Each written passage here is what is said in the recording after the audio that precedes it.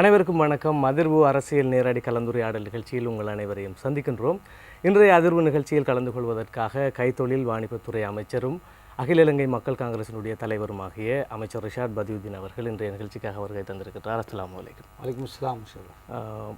உங்களோடு பேசப்போகின்ற போது உண்மையாகவே இப்பொழுது சமகாலத்தை நாம் எடுத்து பார்த்தால் ரிஷாட் பதியுதீன் என்பவருக்கு பல நல்ல பெயர்கள் கிடைத்திருக்கிறது. குறிப்பாக பார்த்தால் ஜனாதிபதி அண்மையிலே தேர்தல் காலங்களில் என்று நான் நினைக்கின்றேன். எந்த அமைச்சு பொறுப்பையும் கொடுத்தாலும் சிறப்பாக செய்யக்கூடிய ஒருவர் என்பதான ஒரு பெயர் உங்களுக்கு இருக்கிறது. அதேபோன்று முஸ்லீம் மக்கள் மத்தியிலே, இலங்கையில் அதிலும் குறிப்பாக வடக்கு கிழக்கிலே வாழ்கின்ற முஸ்லீம் மக்கள் மத்தியிலே அஷ்ரஃபுக்கு பிறகு ஒரு செயல்தன்மையுடன் கூடியதான ஒரு தலைவர் என்பதான ஒரு பெயரும் உங்களுக்கு உருவாகி இருக்கிறது. எனவே இந்த ஒரு நிலையை நீங்கள் எப்படி உணர்கிறீர்கள்? முதல்ல உண்மையிலேயே இலங்கையிலே அமைச்சு பதவியை இன்று தந்திருக்கின்ற பொறுப்பை ஜனாதிபதியும் பிரதமர் அவர்களும் இந்த நாட்டிலுடைய கைத்தொழில்துறை அதே போல் ஏற்றுமதித்துறை இரண்டையும் என்னிடத்தில் ஒப்படைத்திருக்கிறார்கள். அதை என்னால் முடிந்தவரை இதே சுத்தியோடு நாங்கள் அந்த பணியை நாட்டு நலனுக்காக செய்து கொண்டிருக்கிறோம். அதே போல் இன்று ஒரு கட்சியுடைய தலைவராக நாங்கள் ஏன் ஒரு கட்சியை புதிதாக அமைக்க வேண்டும் என்ற கேள்வி பலருக்கு இருக்கின்றது. ஆனால் இந்த கட்சியை நாங்கள் 10 வருடங்களாக ஆரம்பித்து 5 வருடங்கள் தான் இந்த கட்சியிலே நான் சட்டபூர்வ தலைவராக இருந்திருக்கிறேன்.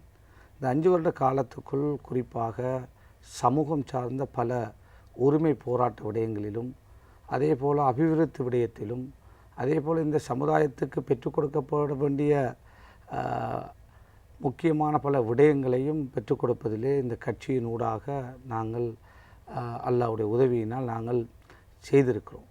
அந்த வகையிலே இன்று இந்த கட்சியை இளைஞர் சமூகம் நோக்கி வந்து கொண்டிருக்கிறார்கள். என்னை பொறுத்தவரையிலே கட்சியா சமூகமா என்று கேட்டால் சமூகம்தான் முக்கியம் என்று தான் அதுக்குத்தான் நான் முன்னுரிமை கொடுப்பேன். அந்த அடிப்படையிலே கட்சி என்பது மார்க்கம் அல்ல. கடந்த காலங்களிலே எங்களுடைய பெருந்தலைவர் அஷ்ரஃப் அவர்கள் ஒரு கட்சியை உருவாக்கி அந்த காலம் எந்த ஒரு கட்சியும் முஸ்லீம் சமூகத்துக்கு இல்லாத காலத்தில் அவர் உருவாக்கினார்.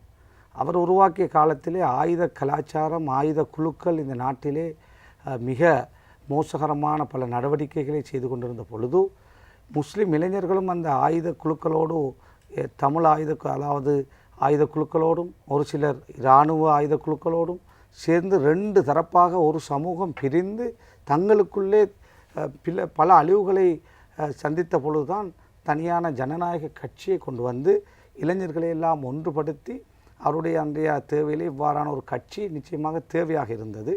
அல்லாஹ் அவருக்கு சொர்க்கத்தை கொடுக்க வேண்டும்.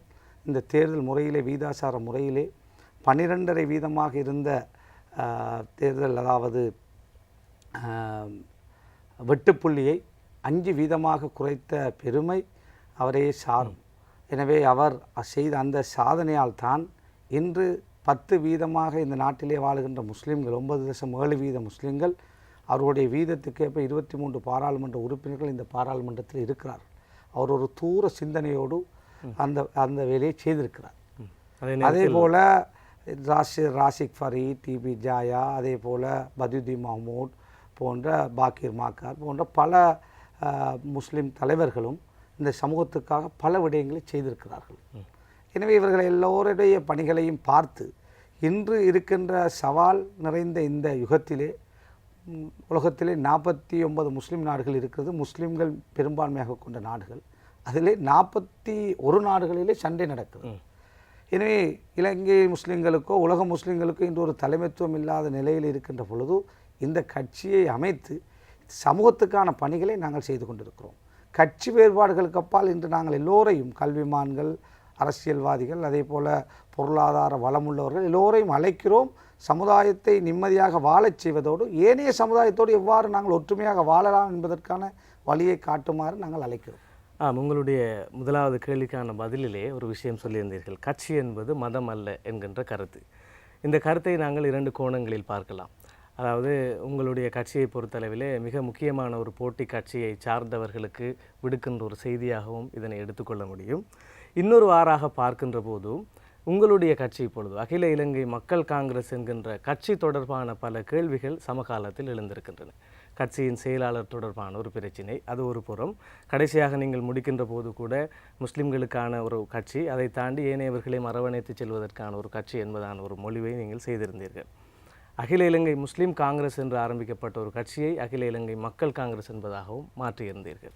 எனவே இந்த அகில இலங்கை மக்கள் காங்கிரஸ் என்கிற உங்களுடைய கட்சி தொடர்பாக பல்வேறு குழப்ப நிலைகள் உங்களிடம் இருப்பதாகவும், ஒரு சரியான ஒரு தேர்ந்த ஒரு போக்கு அங்கே இல்லாமல் போனதான ஒரு குற்றச்சாட்டும் அங்கே எழுவதாகவும் எனக்கு தோணுகிறது. அதற்கு உங்கள் பதில் என்னவாக இருக்குது? சகோதரர் ரவுஃப் ஹக்கீம் அவர்களுடைய தலைமையிலான முஸ்லீம் காங்கிரஸை விட்டு பிரிந்து நாங்கள் சென்ற பொழுது எங்களுக்கிடையிலே பெரிய அதாவது கருத்து வேறுபாடுகளோடு தான் நாங்கள் வெளியேறினோம்.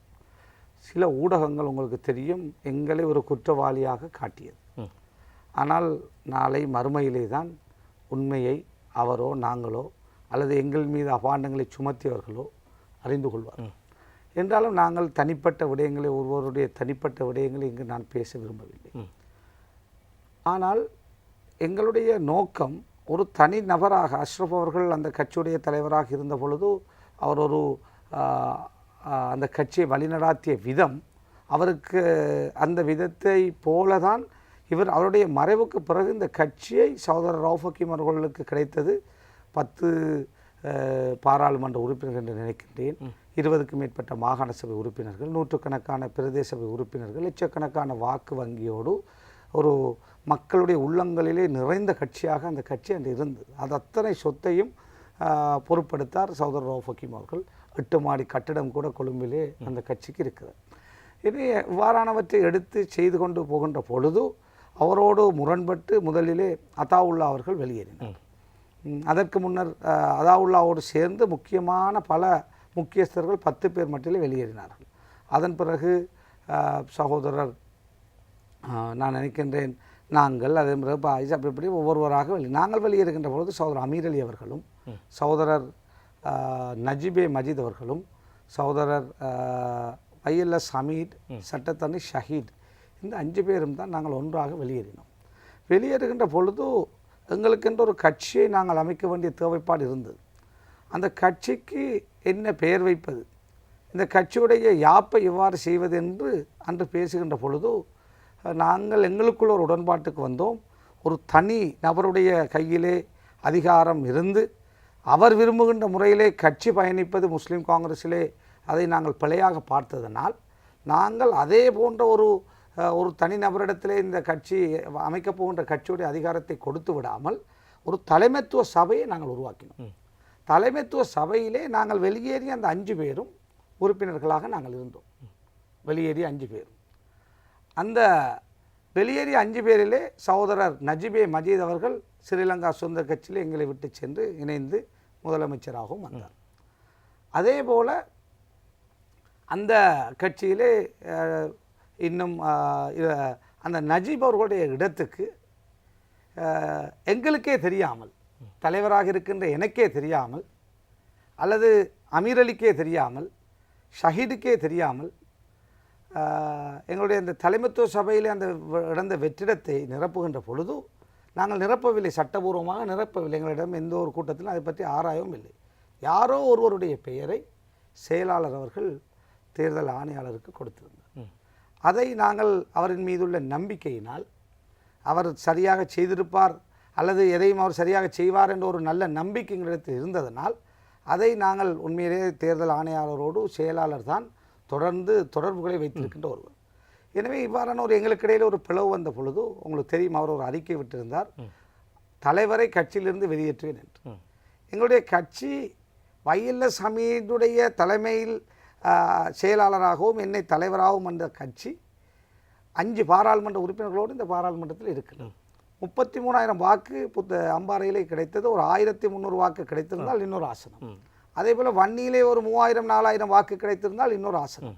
புத்தளத்திலே 1,200 வாக்கு கிடைத்திருந்தால் நவவி பாராளுமன்றத்துக்குள்ளே அடுத்த இடத்திலே போய் இருக்கிறார்.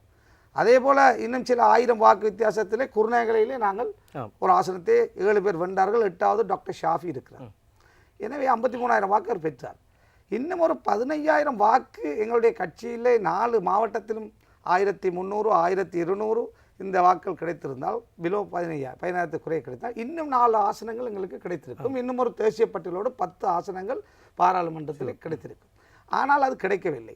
எனவே ஒரு தேசிய பட்டியல் வந்த பொழுது சகோதரர் வைஎல்எஸ் அமீருக்கு நாங்கள் வாக்குறுதி அளித்திருந்தோம் தேசிய பட்டியல் உறுப்பினராக தருவதாக.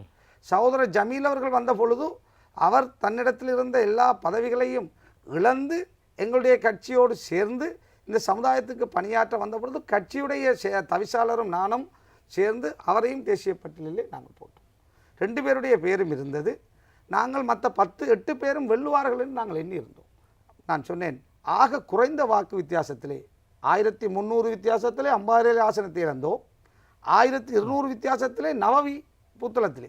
எனவே நான் பார்த்தேன் 4 மாவட்டத்திலும் ஆக குறைந்த வித்தியாசத்திலே தோல்வியடைந்தது புத்தளம் மாவட்டத்திலே. நவவி அவர்கள் 26 வருஷங்கள் அந்த புத்தளம் மாவட்டத்திலே புத்தளம் தொகுதியிலே ஒரு பாராளுமன்ற உறுப்பினர் வெற்றி பெற முடியவில்லை. நெய்னாமரைக்காருக்கு பிறகு இல்லை. புத்தளம் மாவட்டம் என்பது மிகவும் ஒரு நிறைய பிரச்சனைகளுக்கு மத்தியிலே மற்ற பெரும்பான்மை இனத்தவர்களால் ஆதிக்கம் செலுத்தப்படுகின்ற ஒரு மாவட்டமாக இருக்கிறது. குறுக்கிடுவதற்கு நீங்கள் மன்னிக்க வேண்டும். நாங்கள் எனவே அதனால் நாங்கள் அவருக்கு முதல் கட்டமாக கொடுத்திருக்கிறோம். சில காலத்துக்கு கட்சி நல்ல முடிவு எடுக்கின்ற பொழுது அடுத்த முறை யாருக்கு கொடுப்பது என்பதை எங்களுடைய சுப்ரீம் கவுன்சில் முடிவெடுக்கும். ஆமல இந்த விடயங்களையும் நாங்கள் ஏற்கனவே நிகழ்ச்சிகளூடாகவும் நாங்கள் தெரிந்து கொண்டோம். நான் அதை சொல்லி முடித்தா நல்ல நினைக்கிறேன் அந்த செக்ரட்டரி. எனவே இந்த தலைமைத்துவ சபை என்பது நான் தலைவர் எனக்கு அவ்வளோ அதிகாரத்தையும் சகோதரர் ரவுஃப் ஹக்கீம் வைத்திருப்பது போல நான் வைத்திருக்கலாம். எனவே எங்களிடத்திலே ஒரு இதய சுத்தியோடு நாங்கள் உண்மையாகவே ரவுஃப் ஹக்கீம் அவர்கள் மீது குறை கண்டு வெளியேறி வருகின்ற நாங்கள் அவரை போல ஒரு அதிகாரமுள்ள தலைவராக நான் இல்லாமல் இந்த தலைமைத்துவ அதிகாரங்களை பகிர்ந்து ஒரு தலைமைத்துவ சபையை உண்டாக்குவதற்கான ஆலோசனையை நாங்கள் வைத்த பொழுது நானும் அதை ஏற்றுக்கொண்டு அதை செய்தோம். தலைமைத்துவ சபையில் ஒரு வெற்றி வந்த பொழுதுதான் அவர் எங்களுக்கே தெரியாமல் 4 வருடங்களாக அவ்வாறான ஒருவருடைய பேர் போட்டிருக்கிறார். அவர் அல்தாஃப் என்ற பேர். அவர் எங்களுடைய எந்த ஒரு கூட்டத்திலும் இதுவரை கலந்து கொள்ளவில்லை. நான் இப்போ தேடி பார்த்தேன், அவர் நாட்டிலும் இல்லையாமல் அப்படியான ஒருவர் எங்கே ஒரு வெளிநாட்டில் உள்ள ஒருவருடைய பேரை போட்டிருக்கார். போட்டுவிட்டு தான் அவர் சவால் விட்டிருந்தார், தலைவரை வெளியே போடுவேன் என்று. என் தலைமைத்துவ சபையிலே அவருக்கு தேவையான வீட்டிலே வேலை செய்கிற ஒருவரை உள்ளே போட்டு வைத்திருக்கிறார். ஏன் நான் இதை சொல்லுறேன், நாங்கள் நினைத்து கொண்டிருந்தோம் அவரின் மீது உள்ள நம்பிக்கையில் அவர் தேர்தல் ஆணையாளரிடத்திலே இந்த வெற்றிடத்தை நிரப்பவில்லை. நிரப்புவது என்ன என்றால் நாங்கள் 5 பேரும் சேர்ந்து தான் நிரப்பியிருக்க வேண்டும். அதை அவர் எங்களுக்கே தெரியாமல் ரகசியமாக செய்திருக்கிறார். எனவே நாங்கள் அவர் மீது ஒரு நல்ல நம்பிக்கை வைத்திருந்தோம். அவருக்கு தேசிய பட்டியலை நாங்கள் உடனடியாக கொடுக்காவிட்டாலும் எதிர்காலத்திலே கொடுக்க வேண்டும் என்ற ஒரு நல்ல எண்ணத்தோடு தான் கடந்த 2-3 தினங்கள் வரை நாங்கள் எண்ணியிருந்தோம்.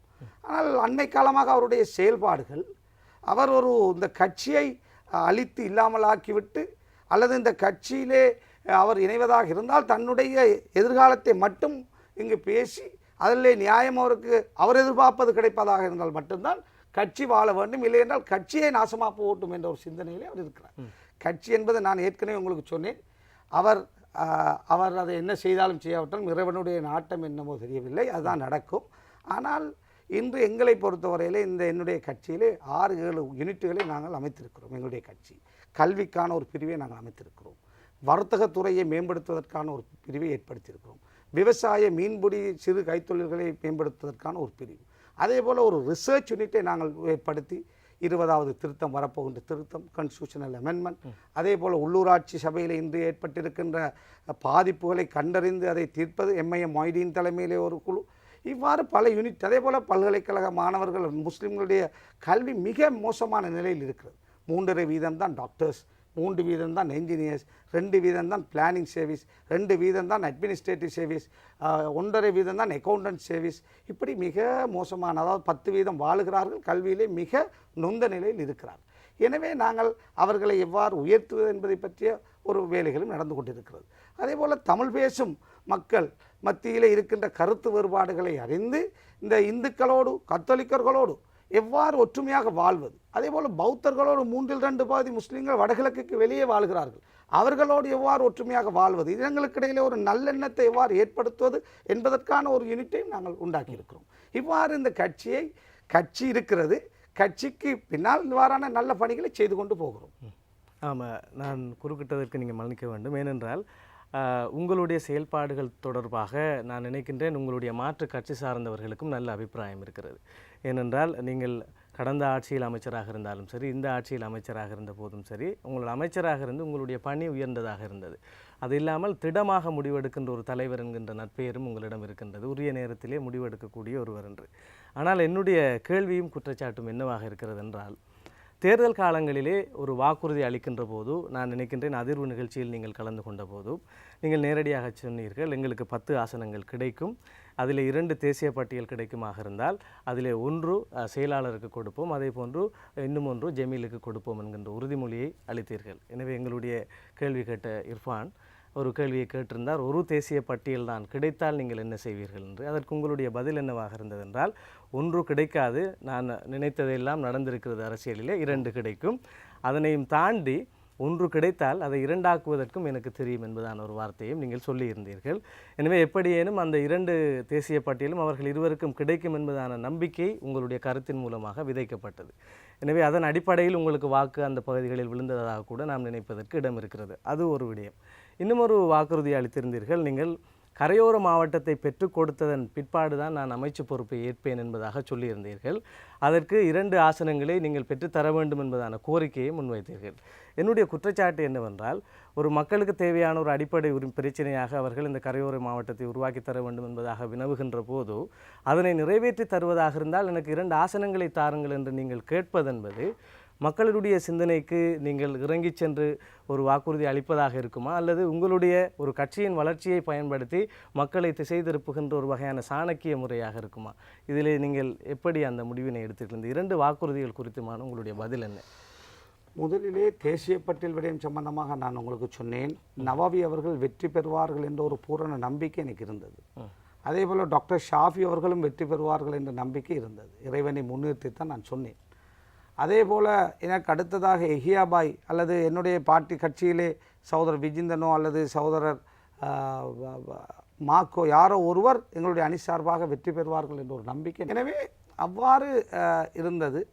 ஆனால் புத்தளத்தை பொறுத்தவரையிலே அங்குள்ள பரிதாப நிலையை கருத்தில் கொண்டு அங்கிருக்கின்ற 5 பாராளுமன்ற உறுப்பினர்களையும் புத்தளத்துக்கு அங்காலே இருந்து கச்சேரி இருக்கிறது புத்தளத்திலே தான்.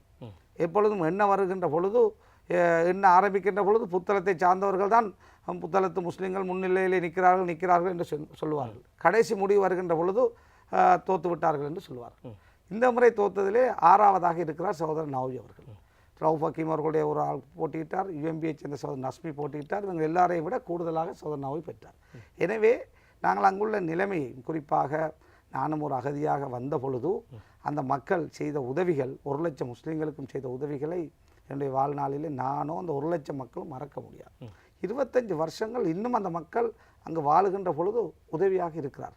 ஆனால் அந்த புத்தளம் முஸ்லீம்கள் இந்த அரசியல்வாதிகளால் நிறைய பாதிக்கப்பட்டிருக்கிறார், பெரும்பான்மை அரசியல்வாதிகளால். எனவே ஒரு ஒரு குறுகிய காலத்துக்கு இந்த தேசிய பட்டியலை கொடுப்பதன் ஊடாக அந்த மக்களுக்கு 26 வருடமாக கிடைக்காத பாராளுமன்ற பிரதிநிதித்துவம் ஒன்று கிடைத்ததனால் 69 வயதை உடைய நவாவி அவர்கள் 38 வருஷமாக அரசியல் செய்கின்ற ஒருவர், அவருக்கு கொடுத்ததன் ஊடாக இந்த கட்சி ஒரு கௌரவத்தை அந்த மக்களுக்கு கொடுத்திருக்கிறது. இதை செயலாளர் அவர்கள் பொருந்தி இந்த கட்சியுள்ளே ஒரு ஆரம்பகால போராளி என்ற வகையிலே அவர் இதற்கு உடன்பட்டிருக்க வேண்டும். உடன்பட்டு எங்களோடு சேர்ந்து எதிர்காலத்திலே அவர் அந்த தேசிய பட்டியல் நாங்கள் ஏற்கனவே கொடுத்த வாக்குறுதியை நாங்கள் எங்களுடைய கட்சியோடு சேர்ந்து அதை பெற்றுக்கொள்வதற்கான வழிவகைகளை செய்ய வேண்டுமே ஒழிய கட்சி தலைவரை வெளியே போடுவேன் என்று அறிக்கை விடுவதாக இருந்தால், கட்சி தலைவராக இருக்கின்ற அதிகாரத்தை தலைமைத்துவ சபைக்கு கொடுத்ததற்கு நன்றி கடனாக அவ்வாறு செய்வாராக இருந்தால், அவ்வாறான ஒரு அறிக்கையை விடுவாராக இருந்தால், அது எந்த வகையிலே வாக்களித்த பல லட்சக்கணக்கான மக்கள் எவ்வளவு நொந்து போயிருப்பார்கள் அந்த அறிக்கையை பார்த்து. ஒரு கட்சியுடைய தலைவரையே செயலாளர் விளக்கப் போகிறார் என்றால் அன்றைய அந்த கட்டத்தில் அதனால் உடனடியாக நாங்கள் 5 எம்பிமாரையும் கூப்பிட்டு கட்சியில் இருந்து அவரை தவிர்ந்த ஏனையவர்களையும் அழைத்து தற்காலிகமாக அவரை இடைநிறுத்தினோம். இடைநிறுத்திய பிறகு நாங்கள் தேர்தல் ஆணையாளரோடு பேச்சுவார்த்தைக்கு போனோம். என் கேள்விக்கான நான் சொல்லுவேன். அந்த இடத்திலே தான் அவர் காட்டும்போது தான் சொன்னார், உங்களுடைய ஃபைலிலே இப்படி அல்தாஃப் என்ற ஒருவரும் தலைமைத்துவ சபையிலே போட்டிருக்கிறார். அல்தாஃப் என்று எங்களுக்கே தெரியாது. எனவே எங்கள் எல்லோரையும் ஏமாற்றியிருக்கிறார் செயலாளர் அவர்கள். எனவே அதன் பிறகு தேசிய பட்டியல் விஷயத்திலே சகோதரர் ஜமீல் அவர்கள் அவரிடங்களிடத்திலே வாயால் தேசிய பட்டியலை கேட்கவில்லை. நாங்களாக தான் ஒஃபர் பண்ணோம். ஏன் எங்களோடு வந்து இணைவதனால் அவரை எங்களுடைய சமூகத்துக்கு பயன்படுத்தலாம் என்பதற்காக. எனவே அவருக்கு எங்களுடைய நிலையை நான் சொன்னேன், இதுதான் நிலை, இதுதான் இப்படித்தான் முடிவெடுத்தோம். உடனடியாக நாங்கள் முடிவெடுத்தோம். ஏன் ரணில் விக்ரமசிங்க அவர்கள் எனக்கு சொல்லுகிறார், இன்று இரவு 2 மணிக்கு முதல் நீங்கள் தர வேண்டும், காலை 9 மணிக்கு நான் பொறுப்பெடுக்க வேண்டும், கெசட் பண்ண போகிறோம் என்று கேட்டார். எனவே தான் அவசரமாக நாங்கள் அந்த முடிவை எடுத்து சகோதரர் அமீர் அலி நான் உட்பட இன்னும் முக்கியஸ்தர்கள் செயலாளரை தவிரேன் அவர் தனக்கு தாய் என்று கேட்டுக்கொண்டிருக்கும் அவரை வைத்து முடிவெடுக்க முடியாது. எனவே நாங்கள் அவ்வாறான ஒரு முடிவை முதல் கட்டமாக எடுத்தோம். நவவி மீது எங்களுக்கு பூரண நம்பிக்கை இருக்கிறது என்று கட்சி சொல்லுகிறதோ அவர் அன்று விட்டுத்தரக்கூடிய ஒருவர். எனவே அந்த கட்சியுடைய நலனுக்காக அவர் அதை செய்வார், சமூகத்துடைய நலனுக்காக அவர் செய்வார். எனவே அவ்வாறு வருகின்ற பொழுது அதை பெறுவதற்கான ஒரு ஏற்பாட்டை செய்ய வேண்டியவர் இன்று வேறு வேறு வழிகளிலே செய்கிறார். எனவே அந்த வகையிலே நீங்கள் கேட்ட ஜமீல் அவர்கள் அவராகவே பகிரங்கமாக சொன்னார், இன்றைய கட்சியுடைய நிலையை தலைமைத்துவத்துடைய கரத்தை பலப்படுத்துவதற்காக நவவி அவர்களுக்கு கொடுத்ததை நான் ஏற்றுக்கொள்கிறேன். இன்று அவரை நாங்கள் எஸ்டிசி சேர்மனாக கௌரவப்படுத்தி நாங்கள் கொடுத்திருக்கிறோம். அவர் ஒரு திறமைசாலி, இன்று அந்த நிறுவனத்தை மிக லாபகரமாக கொண்டு போக திட்டமிட்டு கொண்டிருக்கிறார். அதே போல் வையல்ல சமீத் அவர்களுக்கும் நான் நீங்கள் கேட்ட இடத்துல 2 கிடைத்தால் கட்டாயம் 2 பேருக்கும் கொடுப்பேன் என்று சொன்னேன். 1 கிடைத்தால் நான் சொன்னேன் இன்ஷா அல்லாஹ் 2 கிடைக்கும் என்று சொன்னேன். இது அல்லாஹ்வுடைய முடிவு, 1 தான் கிடைத்தது. எனவே அவருக்கு கொடுக்க வேண்டும் என்பதிலே எனக்கு எந்த எதிர்ப்பும் இல்லை. ஆனால் இதை கொடுப்பதற்கு அவருக்கு கொஞ்சம் பொறுமை இருக்க வேண்டும். அவர் இந்த கட்சியிலே அதாவது இந்த தலைமைத்துவ சபை அமைக்கப்படுகின்ற பொழுது ஆரம்பத்திலிருந்து இந்த ஒருவர். எனவே கட்சி இவ்வாறான ஒரு முடிவை எடுத்ததை அவரை தவிர 98% நாட்டு முஸ்லீம்கள் அல்லது நாட்டு அரசியல்வாதிகள் எல்லோரும் நவவிக்கு கொடுத்ததை நியாயப்படுத்தி பார்க்கிறார். ஈவன் எங்களுடைய 10 கேண்டிடேட்ஸ் போட்டியிட்டவர்கள் கூட அதை நியாயப்படுத்தி சொன்னார்கள். ஒருவர் கூட அதை எதிர்க்கவில்லை. எனவே இவ்வாறான இந்த நிலையிலே தான் இருக்கிறது. நாங்கள் வாக்குறுதி மாறுகின்றவர்கள் அல்ல. வையல்ல சமீர் அவர்கள் இன்றிலிருந்தாவது நேர்மையாக இதே சுத்தியோடு கட்சியுடைய நலனுக்கு இருப்பாராக இருந்தால் சகோதரர் நவவி அவர்கள் தேசிய பட்டியலை இன்று நாங்கள் கொடுத்திருக்கிற நாங்கள் எங்களுடைய கட்சியுடைய தலைமைத்துவ சபை கூடி அவருக்கு ஒரு சந்தர்ப்பத்தை எதிர்காலத்தில் கொடுக்கும். தேசிய பட்டியல் கொடுத்த வாக்குறுதியை காப்பாற்றுவோம். ஆனால் கட்சிக்குள்ளே எங்களுக்கே தெரியாமல் தலைமைத்துவ சபையிலே யாரோ ஒருவரை போட்டு தன்னுடைய அதிகாரத்தை கட்சிக்குள்ளே கூட்ட வேண்டும் என்பதற்கான சதியை செய்ததை நேற்று முந்தினால் தான் நாங்கள் கண்டிருக்கிறோம். அது மாத்திரமல்லாமல் சரி அதைத்தான் விடுவோம், எதிர்காலத்திலாவது அவர் நியாயபூர்வமாக நடந்து கொள்வாராக என்றால் சமூக நலனோடு அவருக்கு ஒரு தேசிய பட்டியலை கொடுப்பதை இன்று கட்சியுடைய செல்வாக்கு மிக வளர்ந்திருக்கிறது, அது எங்களுக்கு தெரிகிறது.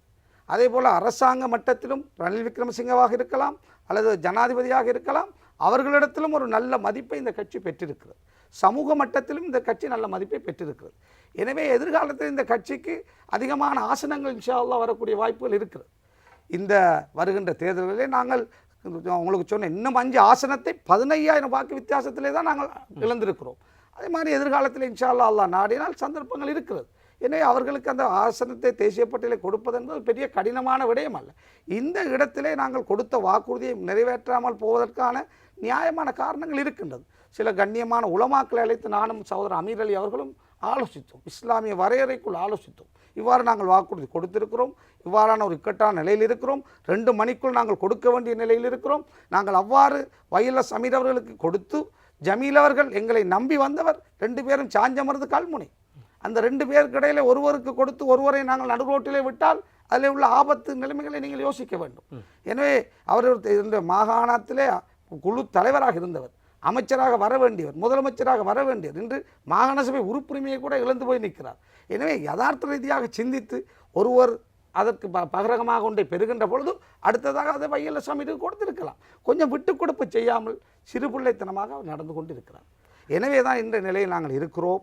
எதிர்காலத்திலே அவருடைய நிலைப்பாடு, அவருடைய செயல்பாடு, அவருடைய கட்சிக்கான கடந்த காலங்களில் இருந்ததை போன்ற நல்லெண்ணம் தொடருமாக இருந்தால் தேசிய பட்டியலை பற்றி கட்சியுடைய தலைமைத்துவ ஏனைய உறுப்பினர்கள் இருக்கிறோம். அவரை நாங்கள் அண்மையிலே கூட்டத்துக்கு அழைத்தோம், அவர் வரவில்லை. ஆனால் எதிர்காலத்தில் நாங்கள் பேசி அந்த முடிவுகளை இன்ஷா அல்லாஹ் எடுப்போம். அதே போல் கரையோர மாவட்டத்தை பற்றி நீங்கள் கேட்டீர்கள். சகோதரர் அவர்களே, நாங்கள் அந்த அம்பாறை மாவட்டத்தில் எங்களுடைய கட்சியை சகோதரர் வையல்ல சமீர் அவர்கள் 10 வருஷமாக இந்த கட்சியில் இருந்தவர். எந்த அளவு அந்த கட்சியை வியாபித்தார் என்பது உங்களுக்கு தெரியும்.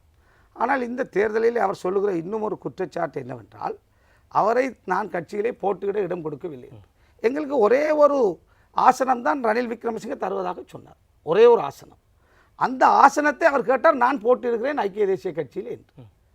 அப்போ ஐக்கிய தேசிய கட்சியிலே எங்களுடைய வைஸ் சான்சலர், ஐக்கிய தேசிய கட்சியில் அல்ல, வைஸ் சான்சலராக இருந்த இஸ்மாயில் அவர்கள், சிராஸ் மீரா சாஹிப் அவர்கள், ஜமீல் அவர்கள், இப்படி பலர் வந்து எங்களோடு சேர்ந்து எங்களுடைய கட்சியிலே சுயமாக போட்டியிட வேண்டும் என்று பல மாதங்களுக்கு முன்னரே வந்து பேச்சுவார்த்தைகளை பேசி ஒரு உடன்பாட்டுக்கு வந்திருந்தார்கள். எனவே தேர்தலில் நாங்கள் அவர்களிடத்தில் போய் 2 ஆசனம் கேட்டோம் ஐக்கிய தேசிய கட்சி. வந்தால் வைஎல்எஸ் கொண்டே கொடுத்து சம்மாந்துறை தொகுதி கொண்டே கொடுத்தால் 2 பேரும் இணைந்து போகின்ற பொழுது வெற்றி பெறலாம். ஏன் ரவுஃப் ஹக்கீம் அவர்கள் 3 பேரை 3 தொகுதியிலே போட்டு எங்களோடு போட்டியிடுகின்ற பொழுது ஒரு ஆசனம் எங்களுக்கு கிடைத்ததை அவர் வைஎல்எஸ் அமைச்சர் சொன்னால் நான் 45,000 வாக்கு எடுப்பேன், எனக்கு தாருங்கள் என்று கேட்டார். எனவே உங்களுக்கு தெரியும் 60,000 வாக்குகளை முஸ்லீம் காங்கிரஸ் 3 வேட்பாளர்கள் ஒன்று சேர்ந்து 20 சேர்ந்து 60 ஆகியது. அவர் மட்டும் கேட்டிருந்தால் அவர் எங்கள்கிட்ட சொன்னால் 45,000 தான் எடுப்பேன் என்று. அது அல்லாஹ்வுடைய முடிவு எவ்வாறு அமையும் எனக்கு தெரியாது. கேட்டிருந்தால் 45,000 எடுப்பாரோ எடுக்கவில்லை தெரியாது. ஆனால் அவர் அதை கேட்டார். அப்போ தான் நான் சொன்னேன், நீங்கள் போட்டியிட வேண்டாம், நீங்கள் இதில் நாங்கள் போட்டியிட முடியாது, நாங்கள் தனியே தான் போட்டியிட வேண்டும், கட்சியை போய் கொள்கையை சொல்ல வேண்டிய தேவைப்பாடு இருக்கிறது. 10 வேட்பாளர்களை 10 பிரதேசத்திலே போடுகின்ற பொழுது கட்சியை தெளிவுபடுத்த முடியும், கட்சியுடைய கொள்கையை. எனவே நீங்களும் ஒருவராக போட்டியிடுங்கள் என்று நான் அவரிடத்திலே சொன்னேன். போட்டிடுங்களேன், கல்முனைக்கான ஒரு வேட்பாளர் யாரை போடுவதென்று வந்த பொழுதும் பெஸ்டர் ரியாஸை நாங்கள் போட பார்த்தோம். அவர் செயலாளராக இருந்தவர் சொன்னார் பெஸ்டர் ரியாஸை போட முடியாது, என்னுடைய தொகுதி என்று சொன்னார். பிறகு நான் அப்போ நீங்கள் போட்டிடுங்கள் என்று நான் சொன்னேன். சகோதரர் முஃபீத் மாநகர சபை உறுப்பினர் சாட்சி முன்னே சொன்ன நான் போட்டியிட முடியாது, நான் போட்டிடுவதால் யானையிலே மட்டும்தான் போட்டிடுவேன் என்று சொன்னார். கட்சியுடைய செயலாளருக்கே கட்சியுடைய சின்னத்திலே போட்டியிட முடியாதென்றால், பயம் என்றால் அல்லது ஏதோ காரணம் என்றால், எங்கே உள்ள வைஸ் சான்சலர் வந்து போட்டியிடுகிறார், எஸ்எஸ்பி மஜீத் எம்பி வந்து பொத்துவிலிருந்து வந்து போட்டியிடுகிறார், சிராஸ் மீரா சாஹிப் வந்து போட்டியிடுகிறார் என்றால், இந்த கட்சியிலே 10 வருஷம் நான் தான் கட்சியுடைய உயிராக இருந்தவன் என்று சொல்கிறவருக்கு போட்டியிட விருப்பம் இருக்கவில்லை. எனவே அவரை ஐக்கிய தேசிய கட்சியிலே தான் போட்டியிட வேண்டாம் என்று நான் சொன்னேனே ஒழிய எங்களுடைய கட்சியிலே போட்டியிட வேண்டாம் என்று நான் சொல்வேன். நான் அவரை வலியுறுத்தினேன். கடைசியாக நான் சொன்னேன், உங்களுடைய தம்பி டாக்டரையாவது போடுங்கள் என்று சொன்னேன். கடைசியாக அவர்கள் தான் கலீல் ரஹ்மானை தந்தார்கள், டாக்டரும் சகோதரர் வைஎல்எஸ் சேர்ந்து. எனவே நாங்கள் போட்டோம். எனவே அவர் அந்த இடத்திலே தலையை கொடுத்து ஒரு 1200 வாக்கு வித்தியாசத்திலே தோல்வியடைவதை காப்பாற்றியிருக்கலாம். அதை அவர் செய்யவில்லை. எனவே அவ்வாறு செய்யாத ஒருவர் இந்த தேசிய பட்டியல் விடயத்தில் எல்லா பல வகையான கதைகளை எல்லாம் சொல்லிக் கொண்டிருக்கேன். நான் உள்வூட்டு விஷயங்கள் நிறைய இருக்கிறது சொல்ல நான் சொல்ல விருப்பமில்லை. ஆனால் அன்பு சோழர்களே, கரையோர மாவட்டம் என்று வந்த பொழுது நான் பார்ப்பேன், ஒவ்வொரு தேர்தல் வந்தால் அல்லது ஒரு இக்கட்டான காலங்கள் வந்தால் முஸ்லீம் காங்கிரஸுடைய முக்கியமானவர்கள் சொல்லுவார்கள், கரையோர மாவட்டம் எங்களுக்கு வேண்டும். அப்போ கரையோர மாவட்டம் என்பது ஒரு பெரிய விஷயம் அல்ல. யாழ்ப்பாணத்திலேயே கிளிநொச்சியை பிரித்து தனி மாவட்டமாக ஆக்கினார்கள். அதே போல தான், அதாவது சிங்கள மக்கள் பெரும்பான்மையாக வாழுகின்ற அம்பாறையிலே இன்று கச்சேரி இருக்கிறது, சிங்களவர் அரசாங்க அதிபராக இருக்கிறார். 3 பெரிய தொகுதிகள் இருக்கிறது, முஸ்லிம்கள் பெரும்பான்மையாக கொண்ட தொகுதி, நிலப்பரப்பு இருக்கிறது. தங்களுக்கு ஒரு பரிபாலனை, அதாவது நிர்வாகம் செய்யக்கூடிய ஒரு மாவட்டத்தை தாருங்கள் என்று கேட்கிறார்கள். இந்த விடயத்தை அடைந்து கொள்ள வேண்டிய தார்மீக பொறுப்பு, கடமை முஸ்லிம் காங்கிரஸுக்கு இருக்கிறது. காரணம், இந்த முறை கூட 3 ஆசனங்களை முஸ்லிம் காங்கிரஸுக்கு அம்பாறை முஸ்லிம்கள் கொடுத்திருக்கிறார்கள். நாங்கள் புதிதாக போனோம், எங்களை அங்கீகரித்தார்கள், 32,000 33,000 வாக்கை தந்தார்கள். ஒரு ஆசனத்தை கூட நாங்கள் பெற முடியவில்லை, சில ஆயிரம் வாக்குகளால் அல்லது எங்களுக்கு நடந்த அநியாயத்தால் அல்லது எங்களுக்கு செய்த சதியால், தேர்தல் வாக்கெடுப்பு கணக்கெடுக்கின்ற இடத்திலே செய்த அநியாயத்தால் அதை எங்களால் அடைந்து கொள்ள முடியவில்லை. தேர்தல் முடிந்ததோடு ரவுஃப் ஹக்கீம் அவர்கள் முஸ்லிம் காங்கிரஸ் தலைவர் ஒரு அறிக்கை விட்டார், அம்பாறை மாவட்டத்தின் பஸ்ஸின் சாரதியும் நாமே, நடத்துனரும் நாமே. ஏனென்றால் 3 எம்பியும் எங்களுக்கு தான் இருக்கிறது, அதாவுல்லாம் வீட்டை போயிட்டார், ரிஷாட் பத்ருதீன் தோத்து விட்டார் என்று சொன்னார். எனவே அவ்வாறு பெருமை பேசுகின்றவர்கள் இந்த கரையோர மாவட்டத்தை கடந்த 15 வருஷம் பெருந்தலைவர் அஷ்ரப் அவர்கள் மௌத்தாகி இந்த கட்சி சகோதரர் ரவுஃப் ஹக்கீம் அவர்களுடைய கையிலே நான் சொன்ன முழு பலத்தோடு இத்தனை வாக்கு வங்கியோடு கொடுக்கப்பட்டது. ஆனால் இதை பெற்றுக்கொள்வதற்கு அவர்கள் தேர்தல் காலங்களிலே அறிக்கை விட்டார்களே ஒழிய எந்த ஒரு காத்திரமான நடவடிக்கையும் செய்யவில்லை. எனவே என்னிடத்திலே ஊடகவியலாளர்கள் வந்து கேட்டார்கள், அம்பாறையில் உங்களை போன்ற அம்பாறை மாவட்டத்தைச் சேர்ந்த ஊடகவியலாளர்கள் சந்திப்பிலே கேட்டார்கள், ஏன் நீங்கள் கரையோர மாவட்டத்தை பெற்றுக் கொடுக்கக்கூடாது? நான் சொன்னேன், ஒரு ஆசனத்தை நாங்கள் எதிர்பார்த்து நிற்கிறோம், இன்ஷா அல்லாஹ் அம்பாறை மக்கள் ஒன்றுபட்டு எங்களுக்கு 2 ஆசனம் கிடைக்குமாக இருந்தால் அந்த கரையோர மாவட்டத்தை பிரகடனப்படுத்தும் வரை நான் அமைச்சர் பதவியிலே அமரமாட்டேன் என்று சொன்னேன். ஒரு ஆசனம் கூட எனக்கு கிடைக்கவில்லை. சாரதியும் அவரே, சாரதியும் முஸ்லீம் காங்கிரஸை, நடத்துனரும் முஸ்லீம் காங்கிரஸ் என்று சொல்லுகிறார்கள். இன்று போய் நான் அமைச்சர் பதவியிலே நான் சொன்ன வாக்குறுதி என்ன, ஏன் நான் அதை சொல்றேன் என்று சொன்னால், அம்பாறை முஸ்லீம்களுடைய அங்கீகாரம் எனக்கு கிடைத்திருக்கிறது. அம்பாறை மாவட்ட மக்கள் என்னுடைய கருத்தை அங்கீகரித்து சொல்லியிருக்கிறார்கள். இந்த தேர்தல் விஞ்ஞாபனங்களை சொல்லுகின்ற பொழுது அதற்கு மக்கள் ஆணை கொடுக்கிறார்கள், அதை ஜனாதிபதி நடைமுறைப்படுத்துகிறார், பிரதமர் நடைமுறைப்படுத்துகிறார். தேர்தலிலே நாங்கள் கொடுத்த வாக்குறுதிக்கு நான் வெற்றி பெற்றால், மக்கள் ஆணை தந்தால் அந்த வாக்குறுதியை நிறைவேற்ற வேண்டிய பொறுப்பு அல்லது அதற்காகத்தான் அந்த மக்கள் எங்களுக்கு வாக்களித்திருக்கிறார்கள். எனவே வாக்களித்தார்கள், ஆனால் வெற்றி பெற முடியவில்லை. எனவே சாரதியும் நடத்துனரும் சகோதரர் ரௌபக்கியுடைய பகுதியில் இருப்பதனால் நானாக போய் அதை பெற்றுக்கொள்வது என்பது அது ஒரு இலகுவானது ஒன்று அல்ல. என்றாலும் இன்ஷா அல்லாஹ் அந்த விடயத்துடைய நியாயத்தன்மையை சிங்கள சமூகத்துக்கு நாங்கள் சொல்ல இருக்கிறோம். தலதா மாளிகையிலே போய் நாங்கள் பேச இருக்கிறோம். அதே போல் கோட்டை விகாரையிலே நாங்கள் போய் அவருக்கு வழங்கப்படுத்தினோம். கரையோர மாவட்டம் என்பது ஒரு சிங்கள மக்கள் மத்தியிலே தேர்தல் காலங்களிலே சொல்லப்பட்டது. முஸ்லீம் காங்கிரஸ் மைந்த விடத்திலே கேட்ட பொழுது ஒரு தனி ராஜ்யத்தை கேட்க அப்படி அல்ல என்பதை நியாயங்களை விளங்கப்படுத்த நான் சொன்னேன். உங்களுடைய யூனிட் போடுகிறேன் என்று எம்ஐஎம் மொய்தீன் தலைமையிலே அந்த ரிசர்ச் யூனிட் டாக்டர் ஆசிஸ் போன்றவர் இருக்கிறார்கள். நாங்கள் இப்பொழுது ஒர்க் பண்ண தொடங்கிவிட்டோம். கரையோர மாவட்டம் மட்டுமல்ல, சாய்ந்தமருது நகர சபை, தோப்பூரிலே தனியான பிரதேச சபை, மூதூருக்கு ஒரு நகர சபை, தமிழ் மக்களுக்கு ஈச்சலம்பட்டிலே பிரதேச சபை, முசலியிலே மரிச்சிக்கட்டிக்கின்ற ஒரு பிரதேச சபை, ஒட்டு சுட்டானிலே புதுக்குடியிருப்பை 2ஆக பிரித்து நகரசபை, மாந்தையையும் மடுவையும் 2ஆக பிரித்து 2 பிரதேச சபை. அதே போல் நாங்கள் நிறைய சம்மாந்துறையை நாங்கள் நகர சபையாக அல்லது மாநகர சபையாக மாற்றுவதை பற்றி யோசிக்கிறோம். அதே போல் உங்களுடைய பொத்துவிலை கூட நாங்கள் மிக நொந்து போய் இருக்கின்ற அந்த பொத்துவிலை எவ்வாறு முன்னேற்றுவது. நேற்று கூட நான் பொத்துவிலை சேர்ந்த சகோதரர்கள் எங்களிடத்தில் வந்தார்கள். அவர்களை அழைத்து கொண்டு போய் சதகத் ஹாஜியார் உங்களுக்கு தெரியும், எஸ்எஸ்பி மஜீத், இன்னும் அந்த பொத்துவிலே எஸ்எல்பி ஆர்கனைசராக இருக்கின்றவர் மஜீத், எங்கள் எல்லோரும் என்னிடத்தில் இதை பற்றி கதைத்தார்கள். அங்குள்ள படித்த கல்விமான்கள் வந்தார்கள், முனாஸ்தி லோயர், அதே போல் சில பேர்கள் எனக்கு மறந்து விட்டது. எல்லோரும் இதை பற்றி சொன்னார்கள். என்ன ஹெட்டோயா திட்டம், அதற்கு 4000 மில்லியன் பணம் தேவை. அதை நான் நேற்று அமைச்சர் பட்ஜெட் முடிந்தோன்னு அவரை அழைத்து கொண்டு போய் புத்துவில் மக்களையும் கொண்டு போய் இந்த 18,000 ஏக்கர் வெள்ளாமை காணி செய்கை பண்ணப்பட முடியும் இந்த புத்துவில் காணியே இந்த ஹெட்டோயா திட்டம் வந்தால். ஹெட்டோயா திட்டத்தை பற்றி நேற்று நான் விஜிதமுனி சொய்சாவோடு பேசுகின்ற பொழுது உங்களுடைய பொத்துவிலை சேர்ந்த நிறைய மக்கள் வந்திருந்தார்கள், கல்விமான்கள், நல்ல அறிவுள்ளவர்கள். அவர்கள் சொன்னார் 98 கோடி ரூபாய் ஒவ்வொரு வருடமும் பொத்துவில் மக்களுக்கு லாபமாக கிடைக்க இருக்கும். 13,000 ஹெக்டேர், அதாவது 18,000 ஏக்கர் காணிகள் வெள்ளாமை செய்யப்படும். அதில் 13,000 ஏக்கர் முஸ்லீம்களுக்கும் 5,000 ஏக்கர் மற்றவர்களுக்கும் உரிய காணி. ஏன்னா இந்த 18,000 ஏக்கர் காணி வெள்ளாமை செய்கின்ற பொழுது 98 கோடி ரூபாய் வருஷம் வரப்போகுது. இதனூடாக நீர், அதே போல் பல பாதைகள், பல வகையான அபிவிருத்திகள் வர இருக்கிறது. எனவே அதை அமைச்சர் சொன்னார், மொனராகலையிலே இந்த திட்டம் வந்தால் மொனராகலைக்கு பெரிய பாதிப்பு இருக்குது. அதனால் நான் தான் பல வருடங்களுக்கு முன்னர் அன்வர் இஸ்மாயில் உயிரோடு இருக்கின்ற பொழுது கொண்டு வந்த பொழுது நான் தான் அதை எதிர்த்தேன் என்று சொன்னேன். நான் அவரிடத்திலே சொன்னேன், இன்று அன்வர் இஸ்மாயில் மறைந்து விட்டார்.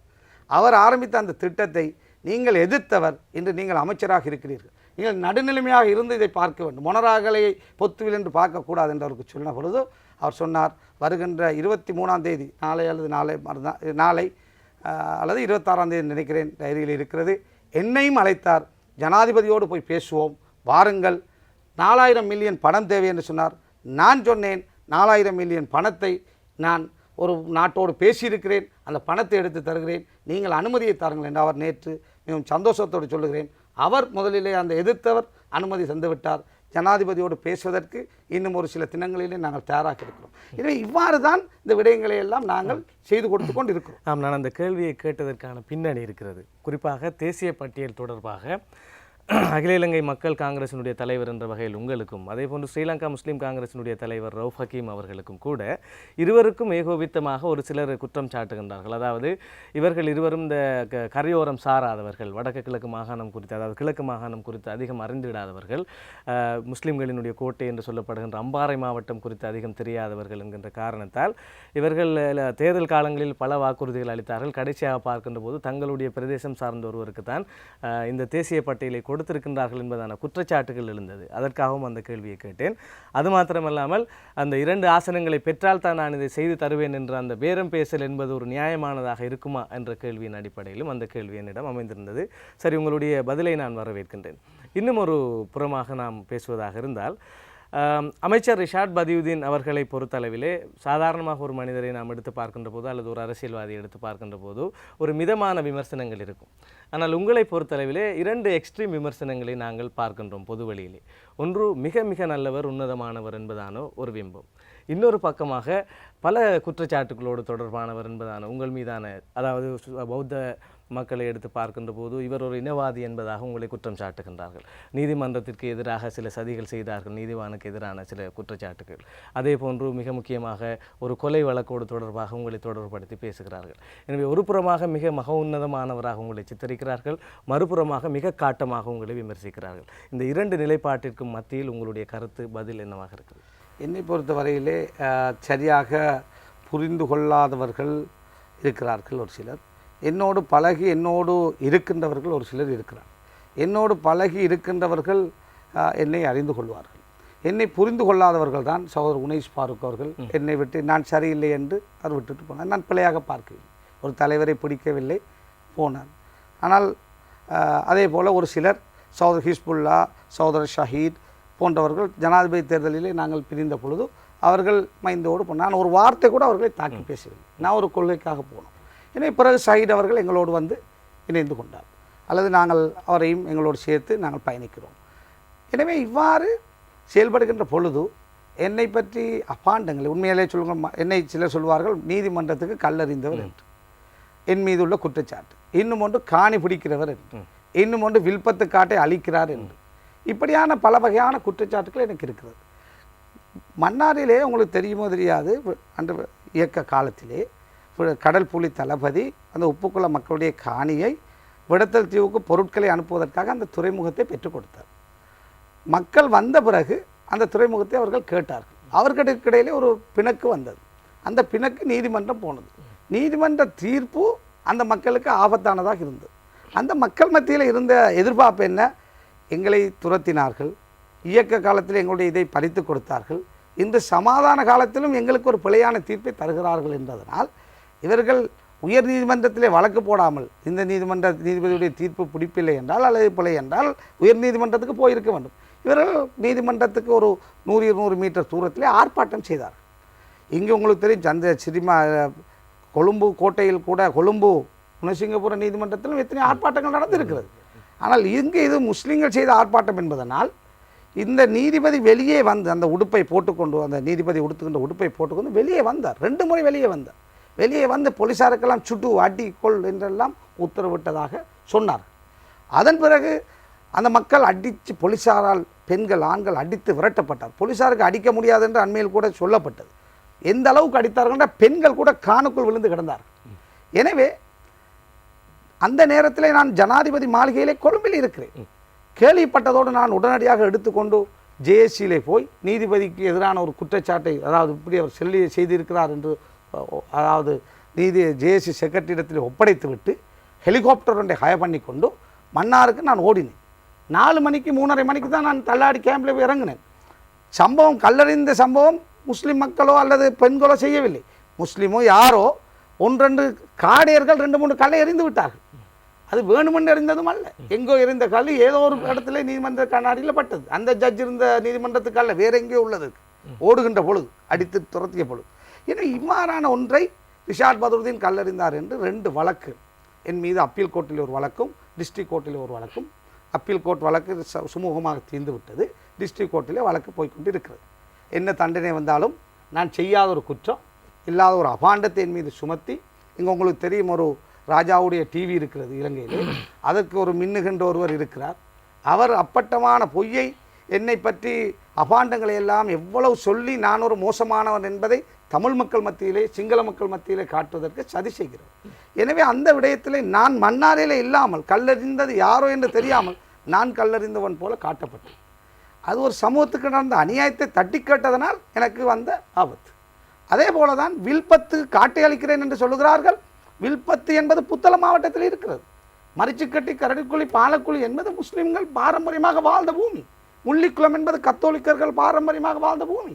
எனவே அங்கு போய் குடியேற சென்ற பொழுது வீடுகளை கட்டி கொடுத்து, பள்ளியை, பாடசாலையை, கோஆப்ரேட்டிவை எல்லாம் கட்டி நான் கொடுத்து அந்த மக்களை குடியேற்றிய குற்றத்துக்காக, அந்த மக்களுக்கு காணி இல்லை என்ற பொழுது காணியை பெற்றுக் கொடுத்ததற்காக என்னை வில்பத்து காட்டை அளிப்பதாக அபாண்டத்தை சுமத்தி, நேற்று கூட ஃபேஸ்புக்கில் பார்க்கிறேன், ரிஷாட் பத்ருதீனை எப்பொழுது கைது செய்வார்கள் என்று வில்பத்து காட்டை அளித்த குற்றத்துக்காக என்று சொல்கிறார். 6 வழக்கு எனக்கு எதிராக போட்டிருக்கிறார். 6 வழக்கும் என்ன தெரியுமா? காக்கையங்குளத்திலே 500 ஏக்கருக்கு பெற்றுக் கொடுத்ததாம், அலக்கட்டிலே 500 ஏக்கர் காணி மக்களுக்கு இருப்புக்காக பெற்றுக் கொடுத்தது. சன்னாரிலே காணி பெற்றுக் கொடுத்தேன், பெரிய மடுவிலே கொடுத்தேன். அதே போல் மரிச்சுக்கட்டி கொண்டச்சிலே கொடுத்த குற்றத்துக்காகத்தான் 6 வழக்குகள் எனக்கு போடப்பட்டது. எல்லா வழக்குக்கும் முகம் கொடுக்கிறேன். சகோதரர் ரவுஃப் ஹக்கீம் ஒரு வார்த்தை கூட வில்பத்து விஷயத்தில் பேசவில்லை. அல்லது வேறு ஒரு சில கட்சிகள் பேசினார்கள், ஒரு சில வேறு தனிப்பட்டவர்கள். ஆனால் நானும் சகோதரர் ரவுஃப் ஹக்கீமை போல பேசாமல் இருந்திருந்தால் அந்த 4 கிராமங்களும் இருந்து விரட்டியிருப்பார்கள். விரட்டியது மட்டுமல்ல, 40 தேரோக்கள் அங்கு போய் பூசை செய்கிறார்கள். பறிச்சு கட்டி பாலத்தில் போய் இருந்து மரம் நட்டுகிறார்கள் அடாத்துக்கா. பிறகு இப்போ நீதிமன்றத்தில் வழக்கு இருக்கிறது. நான் சவால் விடுகிறேன், ஒரு அங்குலம் நிலமாவது வில்பத்து காட்டிலே நானோ அல்லது மரிச்சுக்கட்டி கட்டிக்குழி பாலக்குழி அல்லது முள்ளிக்குள மக்களோ அல்லது நான் சார்ந்தவர்களோ ஒரு அங்குல காணியாவது வில்பத்து காட்டிலே பிடித்திருப்போம் என்று இந்த போடப்பட்ட 6 வழக்கிலே நிரூபிப்பார்களாக இருந்தால் இந்த அரசியல் அல்ல, நான் இந்த பொது வாழ்க்கையிலிருந்து நான் விடுபடுவேன். நாங்கள் செய்யவில்லை. செய்யாத குற்றத்துக்காக எங்களை காட்டுகிறார்கள். சிங்கள மக்கள் மத்தியிலே அந்த ராஜாவுடைய டிவி அந்த மின்னுகின்றவரும் சேர்ந்து இறைவன் அவர்களுக்குரிய தீர்ப்பை வழங்க வேண்டும். எங்களுக்கு ஊடகம் கிடையாது, நாங்கள் எங்களுடைய உண்மையை சொல்வதற்கு. எனவே அவ்வாறான அப்பட்டமான பொய்யை என் மீது சுமத்துகிறார்கள். அதே போல் தமிழ் மக்களுக்கு ஒரு நாளும் நான் எதிரானவன் அல்ல. 3 லட்சம் தமிழ் சகோதரர்களை குடியேற்றுகின்ற பணியை இதய சுத்தியோடு செய்தவன் நான். 1 லட்சம் முஸ்லிம்களையும் குடியேற்றுங்கள் என்று சொல்வதற்காக என்னை ஒரு தமிழ் விரோதியாக காட்டுகிறார்கள். தமிழ் கூட்டமைப்பை விட வன்னியிலே உள்ள தமிழ் மக்களுக்கு அதிக பணியை சேவையை செய்தவன் நான், அதிக தொழில் வாய்ப்பை கொடுத்தவன் நான், இன்றும் செய்கிறேன். இன்னும் தமிழ் மக்கள் எனக்கு கடந்த தேர்தலிலும் அதிகமானவர்கள் வாக்களித்திருக்கிறார், எனக்கோ என்ற கட்சிக்கோ வாக்களித்திருக்கிறார்கள். இனி இவ்வாறான நிலையிலே தமிழ் மக்கள் மத்தியிலும் காட்டப்படுகிறேன் நான் ஒரு இனவாதியாக. சிங்கள மக்கள் மத்தியிலே ஒரு அவர்கள் வில்பத்து வனாந்திரத்தை ஒருவர்கள் மத ரீதியாக நம்புகிறவர்கள். எனவே வனாந்திரத்தை அளிக்கிறேன். ஒரு நாள் பார்க்குறேன் 40 யானையை மரிச்சுக்கட்டி முஸ்லீம்களும் ரிஷாட் பத்ருதீனும் சேர்ந்து கொண்டு விட்டார்கள் என்று ஹெட்லைன் இங்கிலீஷ் பேப்பர். நான் 40 யானையை கொண்டால் அப்பட்டமான பொய். இப்படித்தான் அப்பட்டமான பொய்களை சொல்லி என்னை ஒரு குற்றவாளியாக மிகவும் மோசமானவராக காட்டுகிறார். என்னுடைய பணி நேர்மையானது, கட்சியுடைய பணி கட்சியின் ஊடாக. நான் இன்றும் சொல்கிறேன், கட்சி என்பது மார்க்கம் அல்ல.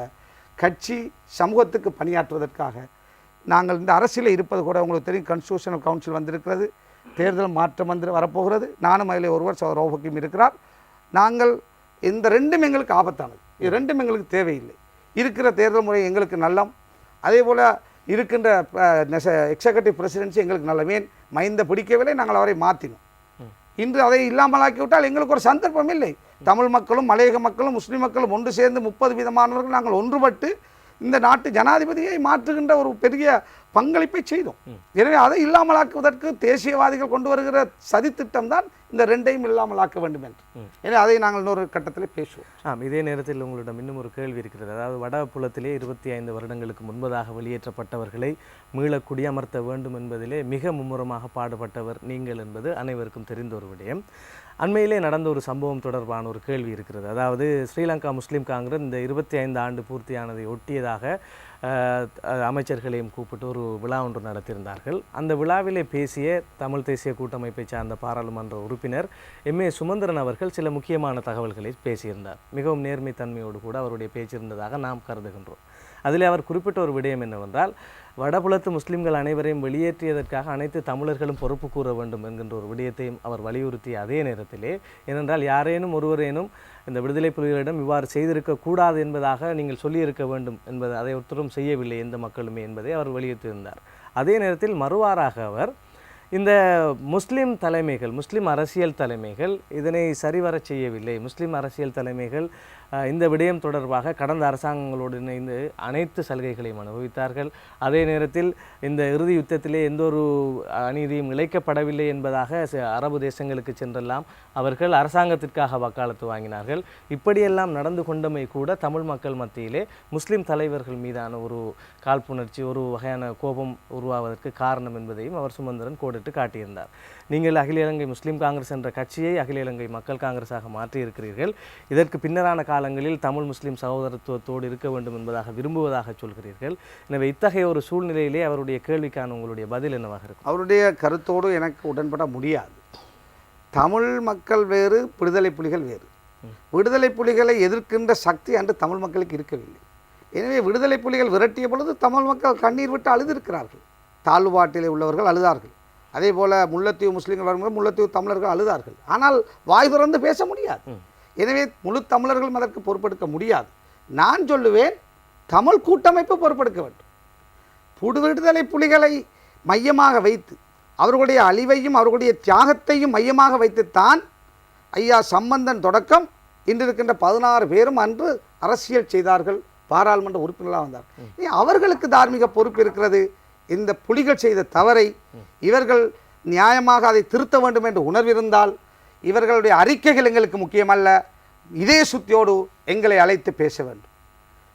வடக்கிலே வாழ்ந்த முஸ்லீம்களை கௌரவமாக கொண்டு போய் குடியேற்றுகின்ற விடயத்திலே வருகின்ற தடைகள், அது யாரால் வருகிறது, ஏன் வருகிறது, இதற்கு எவ்வாறான முடிவை காண்பது என்பதை பற்றி பேசுகின்ற ஒரு மாநாட்டை அல்லது கலந்துரையாடலை செய்யும். இன்று நான் கடிதம் அனுப்பியிருக்கிறேன், ஐயா சம்பந்தனுக்கு அனுப்பியிருக்கிறேன், எதிர்க்கட்சி தலைவருக்கு.